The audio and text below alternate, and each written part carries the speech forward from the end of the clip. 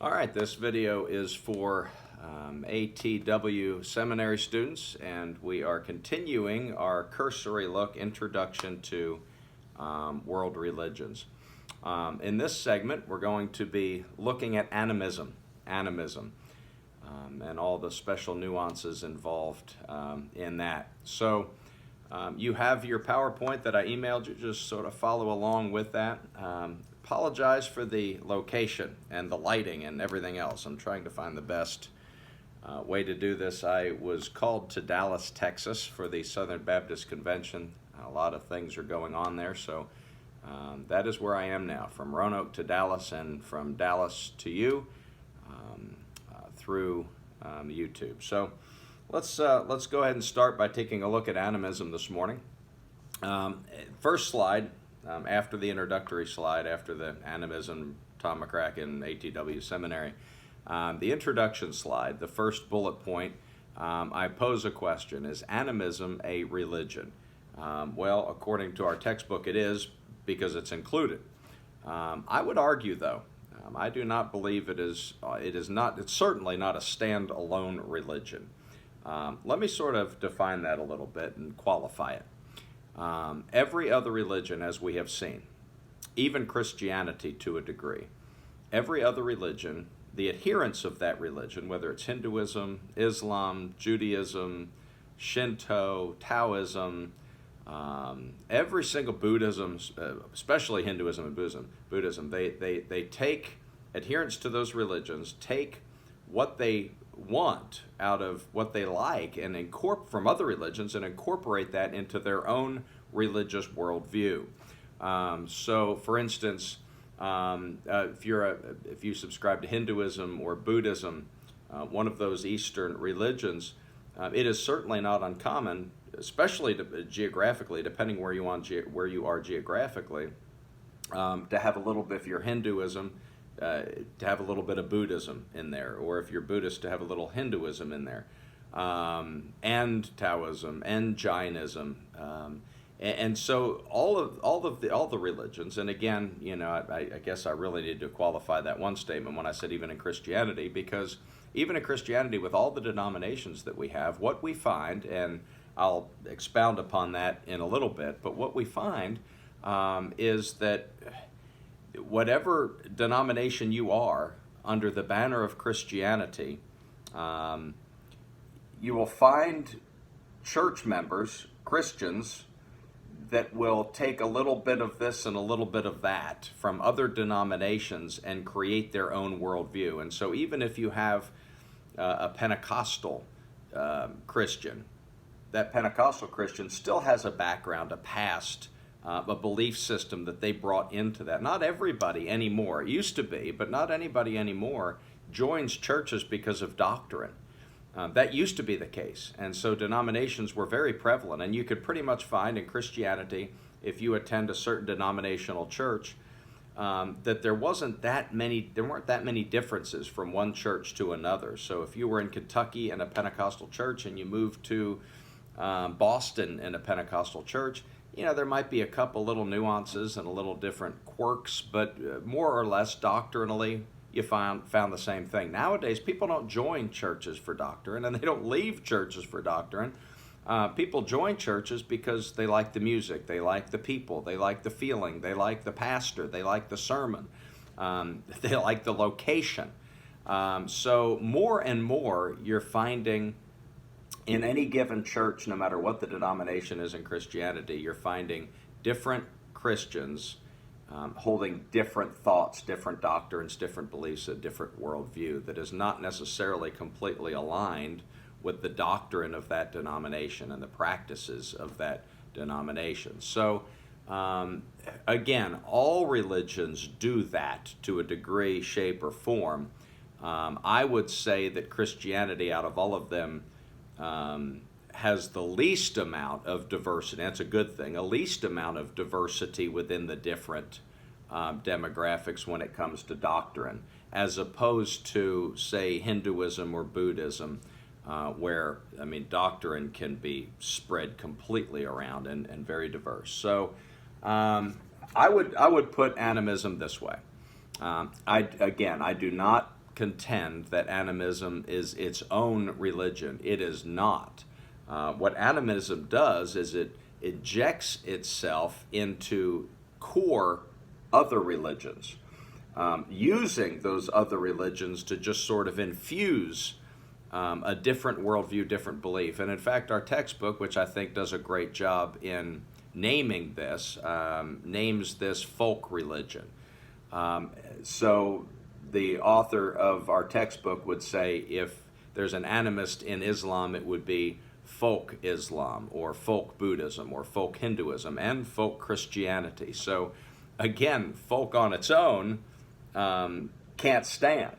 So while other religions might borrow from each other, animism infuses itself into pre-existing religious worldviews and world religions. I think that's the best way to define what animism is. Animism is, we get the word, it's Latin from breath or soul. And as you know, as we found with a couple other religions, Taoism, for one, that really focuses on meditation and breath, and any Eastern religion that incorporates yoga, that breath is essential. That breath is important. It is life. And so animism, we get the word animism from breath or soul. And again, third bullet point, it is a folk religion. It is having this animism belief system, worldview, infusing itself. And I, just came to mind, but I think a great analogy, if you're a Marvel person, would be Spider-Man, right? Venom is coming out, and Venom is this alien force that, just sort of infuses itself into the person. And so the two are now one, but they're still two. That's really what animism is. Animism is that external force that comes in and infuses itself into an existing system, structure, worldview, religion. So why study animism? Why study animism? Well, I would say that, we're going to find out that between 40 and 70% of the world incorporate some aspect of animism. At the beginning, we'll say 40. As I close out and we look at the evangelism piece of this puzzle, we will bump that up to 70, and I think that's probably a more accurate representation. So the reason that we study world religions, remember that, have shorts on, because it's 100 degrees in Dallas. The reason that we study world religions is because, well, it's the same as the other religions, right? So whether you're in the business world, you're in medicine, you're a missionary, whatever role you play vocationally, you are going to rub shoulders through the course of your day with people of different worldviews, beliefs, and religions. And so, again, even if you're just focused on the business part of it, it certainly is beneficial to you to understand the worldviews of the Japanese culture, to understand what Shinto is. Again, especially because animism is a folk religion and it is infused in a lot of different religions, the chances of you coming across somebody they might not even know, they could be an adherent to Shinto, Taoism, Hinduism, Buddhism, Judaism, Christianity. It doesn't matter which religion they are subscribing to or an adherent of, because folkism is this separate worldview with all of its biases that's infused and injected into all these different world religions. The chances of you coming across somebody that subscribes to one way, shape, form animism is astronomical, because it's attaching itself to all the other world religions. So I would posit that if you're going to be exposed to any other worldview or religion, animism is at the core. You're going to bump into somebody. If it's Islam, somebody has a folk Islam worldview. If it's Hinduism, they have a folk Hinduism. If it's Christianity, they have a folk Hinduism. Judaism, folk Judas. So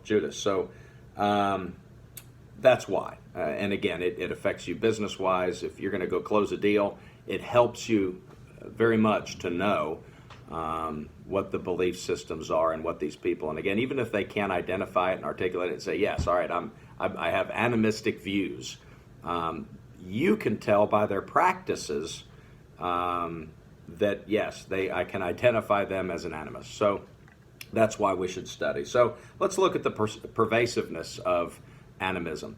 My wife just came into the room, so if you see me look over, it's because she's beautiful and I can't keep my eyes off her. All right, how was your run, babe? Good, it was a bike. All right, she rode a bike. All right, so the pervasiveness of animism.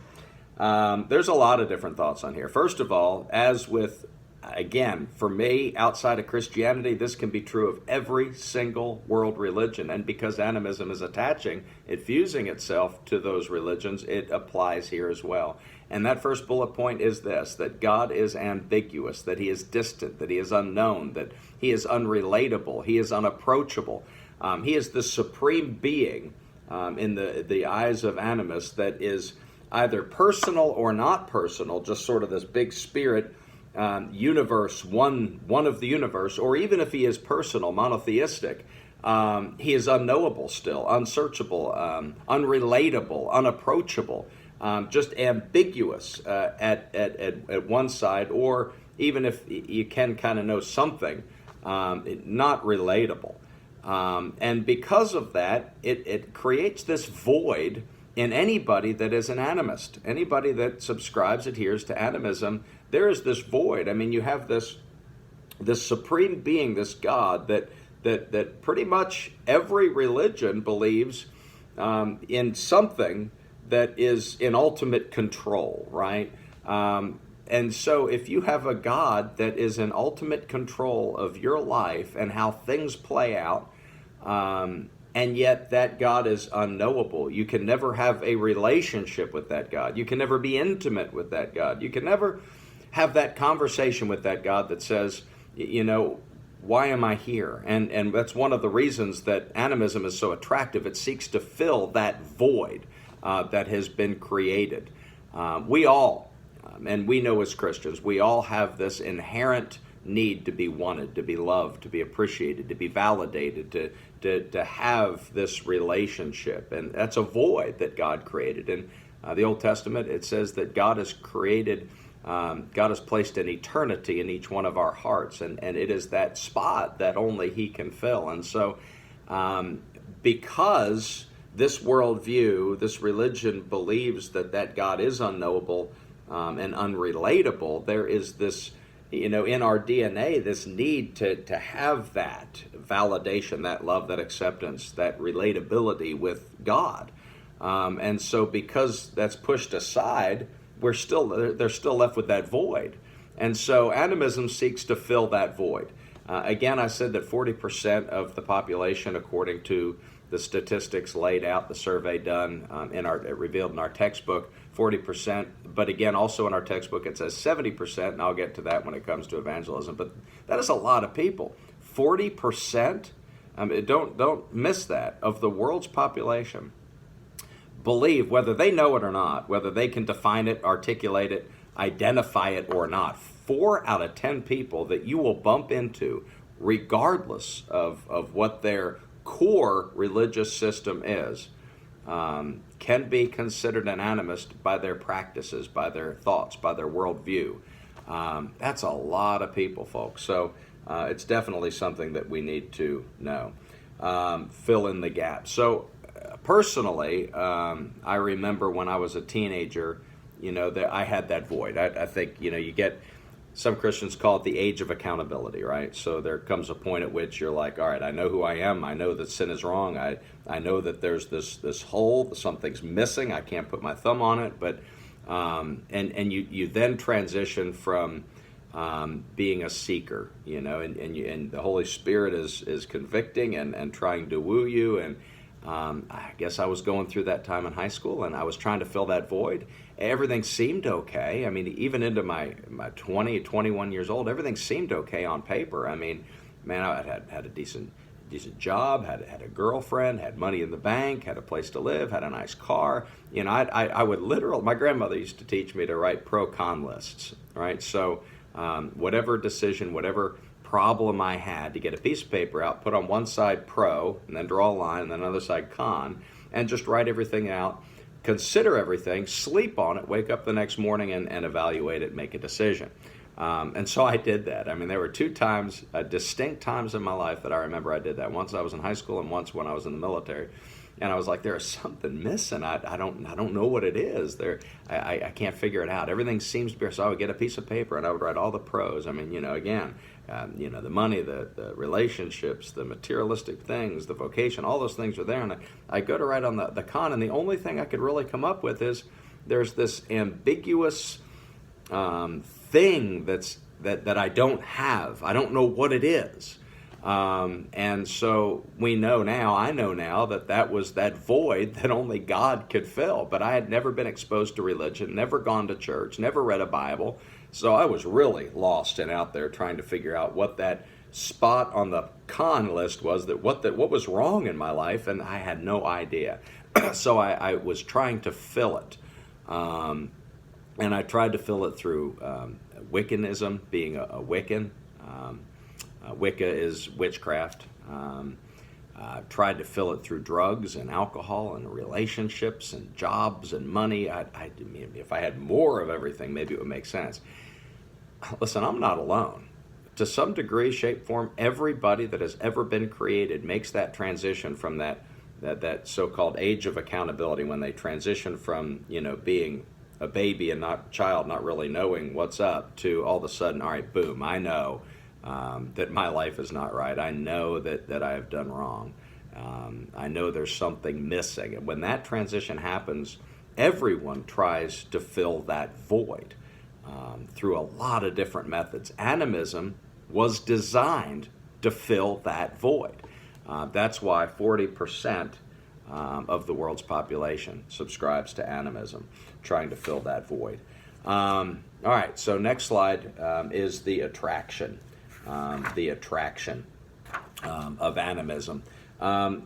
Every religion, including Christianity, every religion seeks to fill that void by answering this foundational question: why do bad things happen to good people? And that is just simply the Genesis 3 problem of sin and suffering. When Adam and Eve sinned, they were kicked out of the garden, but it also did something. It ushered in this age of suffering. The roses now had thorns on them, and the cute, cuddly bears that were in the Garden of Eden, all of a sudden their teeth got sharper and they were hungry. Everything changed when sin came into this world. And one of those things that we have been struggling with since Adam and Eve were kicked out of the garden, drug out of the Garden of Eden, kicking and screaming, was to answer this question of suffering. Why do bad things happen to good people? Animism really tries to do that, to answer that question of suffering. And they're not just content. I want to say this because every religion, and remember, animism is just sort of trying to infuse itself in other existing religions. Every religion has an answer to the problem of suffering, addresses the problem of suffering. Every one of them except Christianity would say the answer is to try to grin and bear it. The answer is to try to avoid it. The answer is to try to have the strength to go through it. The answer is to be proactive and for it never to come at all. The answer is to usher it away, however you do that, through prayer.